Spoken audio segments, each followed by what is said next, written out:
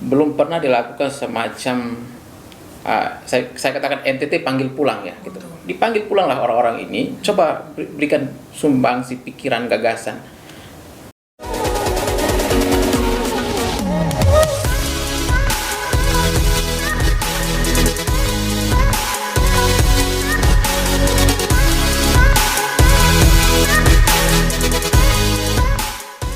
Kembali lagi di Rumah Restorasi Indonesia, yaitu sebuah gagasan dari para pecinta Indonesia, yaitu menuju Orde Restorasi Indonesia untuk menunjukkan keberlangsungan dari Orde Reformasi. Saya mulakan seperti biasa, saya angkat jari 10. Assalamualaikum warahmatullahi wabarakatuh. Saat ini ada tamu istimewa, Omega Tahun. Mari kita ikuti dialog ini secara utuh. Nah, saya perkenalkan dulu, saya Hendrik Araseki. Saat ini pemirsa Rumah Restorasi telah datang tamu istimewa, yaitu seorang muda, ya kan, dari wilayah timur Indonesia, yaitu di Nusa Tenggara Timur, yaitu Bung Omega Tahun. Nah, beliau ini adalah tokoh muda yang saya kenal baik karena sehari-hari kita bergaul, berkawan seperti itu. Ada gagasan-gagasan, ide-ide ya, yang juga memberikan alternatif tentang perbaikan, restorasi Bung Omega seperti itu, dan juga ada hal-hal yang perlu kita kritisi untuk Indonesia lebih baik, seperti itu. Nah, saya ingin tanya Pak Bung Omega, coba cerita pada kita ini semuanya, bagaimana sekarang kondisi yang ada di NTT itu? Ya, baik. Terima kasih Pak Henry dan Rumah Restorasi Indonesia. Bagi saya, situasi hari ini memang kita belum optimal dalam pembangunan ya, khususnya kami NTT. Kita bisa lihat dari berbagai data dan informasi yang bisa kita peroleh di berbagai media. NTT ini bisa disebut sebagai salah satu daerah 3T, masuk kategori 3T, 3T ya, apa saja itu? tertinggal, yang pasti ya, terluar, dan ya yang kemudian yang lain. Nah, kami sebagai provinsi yang bisa dikatakan kontributor, penyumbang kasus-kasus permasalahan-permasalahan sosial yang cukup tinggi di Indonesia. Salah satunya adalah angka kemiskinan yang cukup tinggi. Itu mencapai 1,15 juta orang masih miskin di NTT. Kemudian yang kedua, kasus stunting juga masih tinggi. Stunting nasional itu di angka 21, sekian persen. Bayangkan di NTT melebihi stunting nasional. Kita mencapai 35,5%. Artinya apa? Artinya dari 100 orang NTT, hampir 4 orang diantaranya, ya 35 sekian itu mengalami stunting. Nah, stunting ini menjadi persoalan sebenarnya. Kalau kita lihat, baca dari berbagai literatur, ini sebagai penyebab terjadinya lost generation. Ya, kita akan kehilangan generasi-generasi cerdas, yang mana mereka adalah masa depan bangsa atau suatu daerah. Nah, di NTT masih seperti itu. Nah, ini tidak boleh dibiarkan. Yang ketiga, indeks pertumbuhan manusia di NTT juga cukup rendah. IPM-nya kita sangat rendah. Ya, kita menduduki posisi ketiga, ya, posisi ketiga di Indonesia dari 38 provinsi, ya. Kemudian, selain itu, kasus human trafficking di NTT juga cukup tinggi. Bayangkan banyak sekali orang-orang NTT yang bekerja ke luar negeri tanpa dilengkapi dengan dokumen-dokumen yang jelas, dilengkapi dengan izin yang jelas, sehingga mereka kembali ke NTT bukan membawa uang, tetapi justru jenazah yang dikirim dari luar negeri, penderitaan, ya, penyiksaan dan sebagainya. Ya, kita bisa lihat pernah kasus-kasus yang sudah bisa kita saksikan ya di Malaysia, di negara-negara luar, banyak sekali kita mengalami seperti itu. Nah, ini yang saya kira kita tidak bisa berdiam diri, harus ada upaya-upaya perbaikan, perubahan.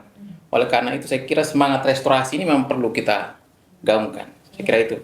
Kan kalau kita bilang memang potensi juga ada kan, potensi alam, potensi manusia, seperti Bung Omega ini lah kan bisa menjadi tokoh muda yang bisa dikatakan sukses lah di ibu kota.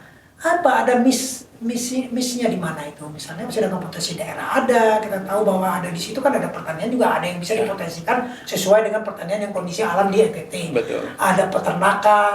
Bagaimana nih bisa kita temukan nih Ya. anomali ini. Betul.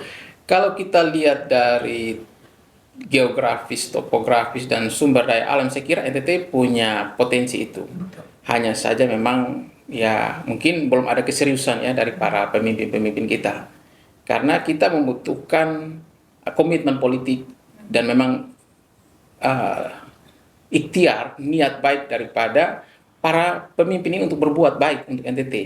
Ya, kita bisa lihat dengan area laut yang begitu luas, Betul. kemudian tanah yang cukup luas, tapi karena tidak dioptimalkan, manajemen pengelolaan pembangunan daerah yang saya kira mungkin sampai hari ini belum ditemukan polanya. Kan wisata juga banyak. Wisata juga banyak, nah itu saya kira makanya ya kita bisa saksikan memang belum banyak dieksplor sehingga publik baik wisatawan dari domestik maupun luar negeri pun belum bisa mengakses secara baik. Ya, infrastruktur juga mungkin belum optimal sehingga ketika orang mau ke sana pun ya tidak bisa diakses karena ya cerita yang mereka bawa mungkin ceritanya mungkin alamnya bagus tapi infrastruktur dan kesiapan manusia SDM untuk menerima itu kan butuh sentuhan-sentuhan khusus. Kita tidak bisa asal punya alam yang bagus tapi kalau masyarakatnya tidak siap itu repot. Infrastrukturnya tidak siap, penginapannya tidak ada, kurang dan mungkin mahal. Kan dengan infrastruktur yang tidak memadai itu kan nilai harganya lebih mahal dibandingkan kalau infrastrukturnya baik. Nah ini yang kemudian saya kira tidak bisa menstimulus pembangunan itu secara optimal. Ya, saya ada beberapa yang kawan-kawan dari NTT yang saya kenal. Itu mereka punya semangat belajar yang tinggi, Ya. punya pemikiran yang berwawasan seperti. Nah, saya ingin tanya nih Bung Omega itu, sebenarnya apa namanya ya, keterbukaan terhadap perubahan di masyarakat NTT itu tentu ada keinginannya, Ya. tentu ingin berubah ya. Berarti kan masalahnya bukan di masyarakat kan ingin berkembang ya. Betul. Nah, dari segi pendidikan kan seperti itu. Apa yang perlu dibutuhkan di sini? Ya tadi saya kira mungkin lebih kepada komitmen politik dari para pemimpin-pemimpin kita karena kan baik itu eksekutif maupun legislatif ini harus punya perhatian khusus, keseriusan karena kalau hanya kita punya semangat baik tapi tidak di-manage secara baik ya buat apa? Kan anak-anak ini anak muda yang mungkin hari ini kita lihat banyak yang kreatif, banyak yang pintar, cerdas tapi ketika kembali NTT mereka nggak bisa dipakai secara optimal karena tidak disediakan mungkin saya kira ruang untuk mereka bisa terjun di situ untuk membantu mengakselerasi pembangunan di NTT. Jadi ini lebih kepada saya kira lebih kepada komitmen politik daripada para pemimpin kita. Iya. Ya. Kalau kita bicara masalah kemiskinan, berarti kan untuk membangkitkan potensi-potensi Iya. ekonomi setempat Iya.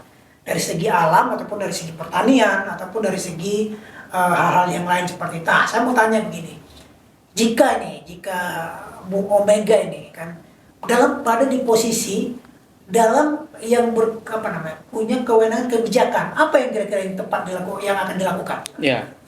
Kalau kita melihat NTT ada pertaniannya saya kira nelayan tani ternak ya. Nah, pertaniannya oke. Nelayan lautnya oke, ternaknya oke. Kita punya semua lengkap. Ya. Manusianya juga saya Sapi kira ya? manusia ya sapi. Kita sebagai pengekspor sapi yang cukup besar juga ke wilayah Jawa dan NTT. Hanya saja mungkin tadi saya katakan tadi ini lebih kepada pengelolaan. Bagaimana kita mengelola manusianya, mengelola alamnya, mengelola segala sesuatu yang ada di situ supaya itu bisa memberikan perubahan terhadap NTT. Nah, kondisi hari ini kalau saya melihat dari sudut pandang saya kira memang lebih kepada komitmen politik tadi. Ya, kalau saya sebagai seorang pemimpin diberikan ruang untuk bisa memberikan perubahan mungkin lebih kepada itu tadi. Kita harus bisa bersinergi dengan seluruh elemen yang ada di sana. Stakeholder terkait harus dilibatkan. Nah, ini yang kadang-kadang saya lihat politiknya kita di sana itu belum siap untuk itu. Ya, kadang-kadang perbedaan masalah primordial yang hadir pada kontestasi politik sebelumnya itu terbawa. Jadi ketika si A terpilih itu kemudian ya ada seolah-olah balas dendam politik.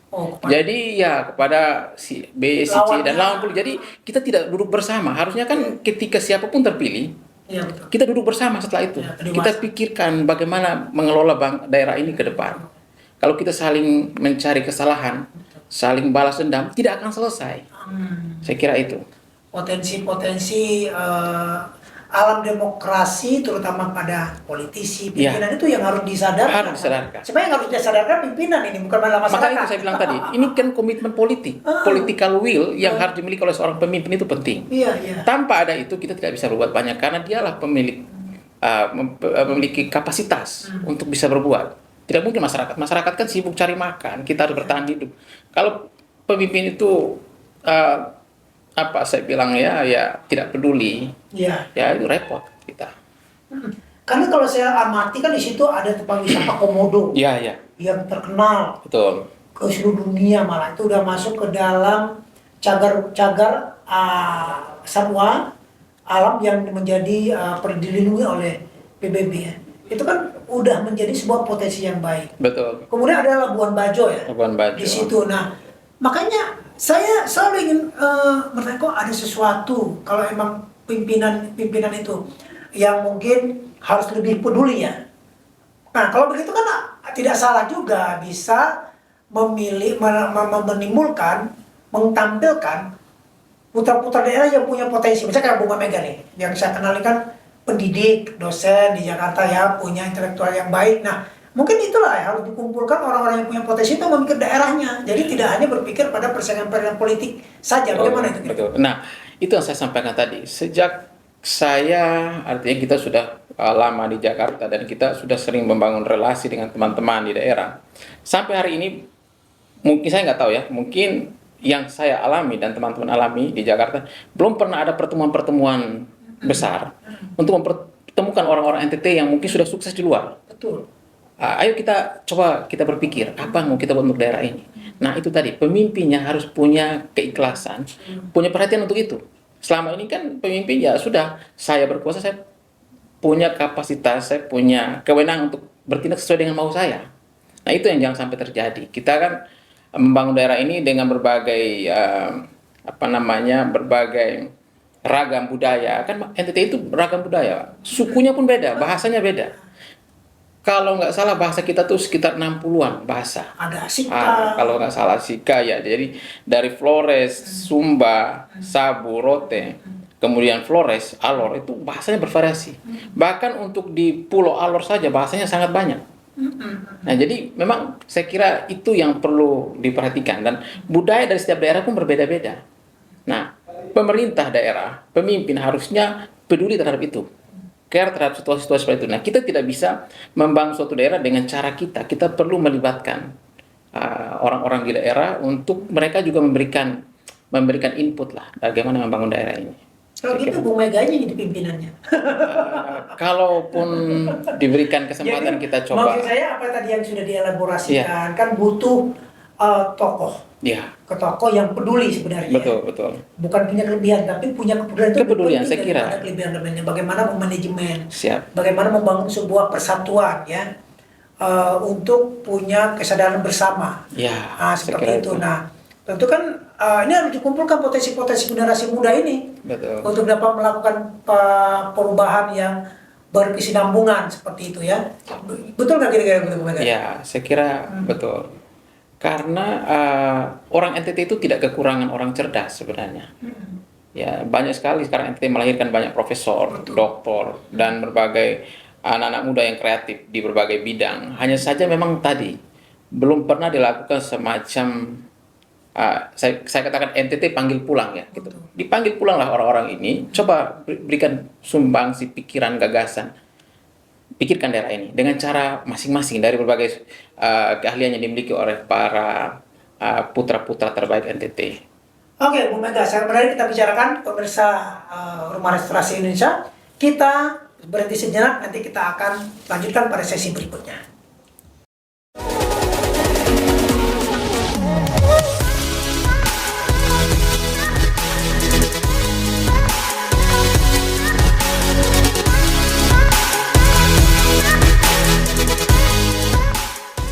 Kita kembali lagi bersama Bung Omega Tahun, narasumber di dialog Rumah Restorasi Indonesia pada kesempatan ini. Bung Omega, kita kembali lagi nih. Tadi kan kita sudah bicara tentang masalah kelebihan daripada NTT dari segi alam dan juga potensi-potensi manusianya tadi kan. Betul. Namun ada semacam hal-hal yang masih kurang yang bisa kita lakukan restorasi dalam bentuk sustainable atau berkelanjutan. Nah, ini Bu Mega, ini kan sebentar lagi ini kan mau tahun politik nih. Ya. Tahun 2004 ada pileg, pemilihan legislatif, ada pilpres, ada tokoh, ada partai politik, ada gagasan, ada persaingan nanti kan. Nah, bagaimana harapan Bu Mega nanti dalam konstelasi demokrasi nanti? Nah, seperti nanti tidak terjadi dalam marah-marahan kan gitu ya, dalam macam bagaimana kita supaya sehat ini. Ya, baik. Ya, jadi karena pesta politik ini, pesta demokrasi ini kan dilakukan hanya 5 tahun sekali. Betul. Nah, kita banyak menyaksikan ya di daerah itu biasanya kadang sesama keluarga itu pun punya kelompok-kelompok jagoannya masing-masing. Nah, yang sering terjadi itu adalah pesta politiknya 5 tahun sekali, namun permusuhan itu terjadi bisa sepanjang itu. Nah, yang kita khawatirkan itu. Jadi kadang-kadang biasanya dalam politik-politik di level daerah, kabupaten, kota maupun provinsi, seringkali ada sentimen-sentimen yang dibawa. Apakah itu suku, agama, ras, kelompok dan sebagainya. Nah, yang kita khawatirkan pada pesta demokrasi ya seperti itu. Nah, kita berharap ya semoga tahun 2024 pesta politik, pesta demokrasi yang terjadi di level nasional maupun di NTT ya jangan sampai terjadilah perpecahan. Karena politik itu hanya event 5 tahunan. Jangan sampai hubungan-hubungan kekerabatan, persaudaraan itu putus hanya karena soal politik. Betul. Perbedaan pandangan, perbedaan pilihan. Nah, ini yang seringkali terjadi. Nah, saya menghimbau mungkin pada keluarga besar, masyarakat saya di Provinsi Nusa Tenggara Timur khususnya maupun di Indonesia. Saya kira kondisi hari ini kita harus lebih bijak. Jangan sampai terulang perpecahan-perpecahan yang terjadi hanya karena faktor politik.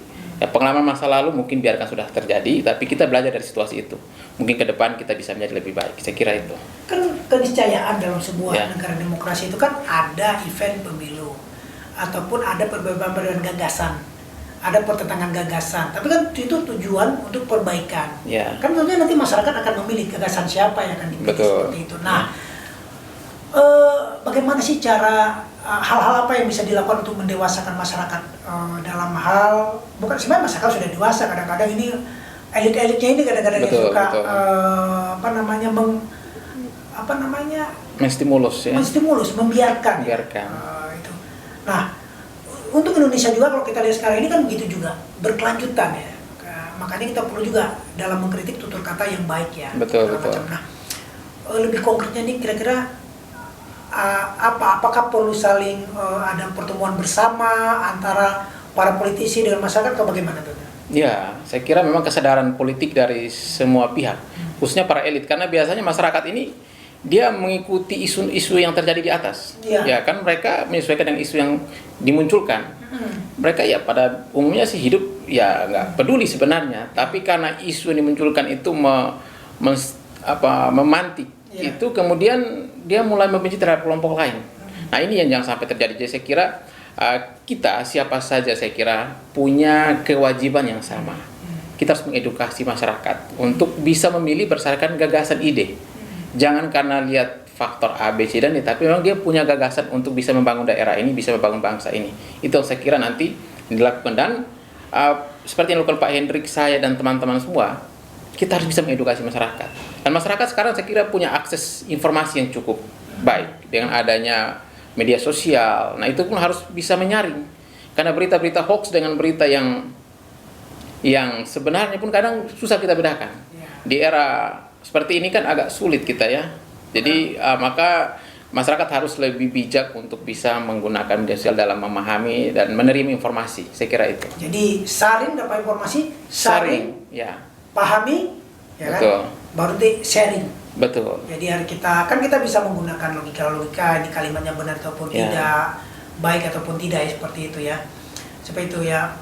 Jadi pemirsa atau ini cuma menarik dialog ini. Memang ini merupakan sebuah wacana baru nih. Ini ada putra daerah dari NTT yang dapat hadir di sini. Tentunya nanti beliau ini bisa menjadi ukuran atau menjadi keterwakilan atau menjadi orang-orang yang mampu untuk bisa membuat sesuatu yang baik untuk pertumbuhan Betul. NTT, karena NTT itu sangat menarik dari segi alam. Ya, Saya lihat, betul. saya baca literasi yang ada. Masalahnya juga menarik. Ya kan? Masalahnya juga Kan? menarik, ya. Ah. Masalah soal gizi buruk, stunting ini kita sudah hidup di zaman dimana kita berpikir ke bulan. Betul. Kita masih sibuk untuk cari air bersih. NTT ini masih sibuk cari air bersih. Itu pun masih susah. Iya. Makan pun masih susah. Masih susah. Nah, ini saya bayangkan kita harus seperti apa. Nah, saya kira pemimpin itu harus punya kepedulian. Para anggota dewan yang duduk di Senayan harus siap bersuara keras, bersuara lebih kencang. Bagaimana supaya masyarakat saya di NTT ini hidup lebih baik. Lebih baik. Saya kira itu. Membawa Program-program pembangunan minimal Gagasan.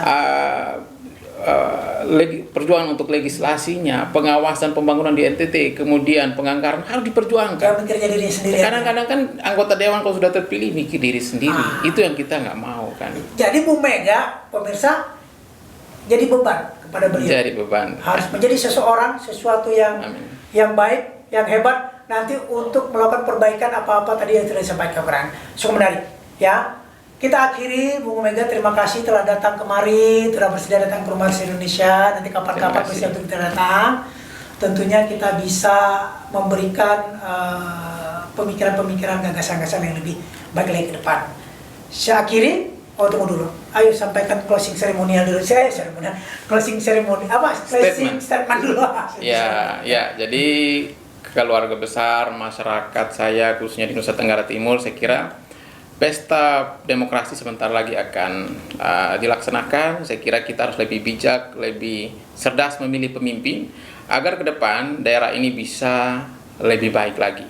Akselerasi pembangunan itu tergantung daripada pemimpin. Jika pemimpinnya baik, pemimpinnya benar, pemimpinnya punya political will, punya kemauan politik dan niat untuk membangun, saya kira NTT akan lebih baik. Oleh karena itu, tentukan pilihan Anda yang benar, yang cerdas, yang tepat.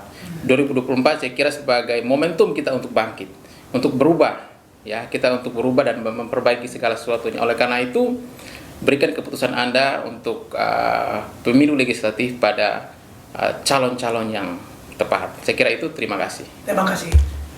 Saya akhiri. Saya akan jadi 10. Assalamualaikum warahmatullahi wabarakatuh. Waalaikumsalam warahmatullahi wabarakatuh.